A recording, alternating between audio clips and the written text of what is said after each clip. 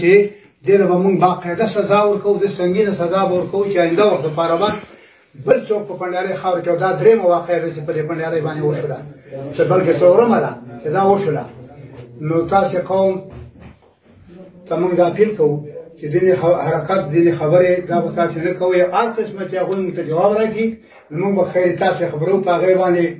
که بیا هم هر څه کول موږ به ستاسې سره ملګري یو. ولې چې موږ د الله د دین پر اساس به موږ ولېږو، موږ به اتفاق کوو، بیا د قرآن بې حرمتي چې څوک کوي که نه باقي موږ ته دا حقیقت معلوم شي چې د دې کوم مشران دي د هغه چې دا کومه کامکردګي کړې ده، دا چې د هغوی کوم مشران دي نو هغوی حقیقت دا دی چې هغوی خپله ایمانداري ښکاره کړله. خو ما ورته وویل چې تاسې دا ایمانداري نه وه، په کار دا وه چې دا تاسې مخکې نه دی شروع کړی او ختم کړی وی. زه به حال کې نظامیه راورسېدله،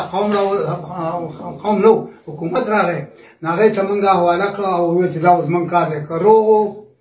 خو سزا به ورته میلاوي، که ناجوړ و راځي به نه پرې د خدای څه حق شته او نه پرې د حکومت څه حق شته دی. موږ تاسې ته اپیل کوو چې خپل ځای په ځای باندې کښېنئ، په ارام باندې کښېنئ او موږ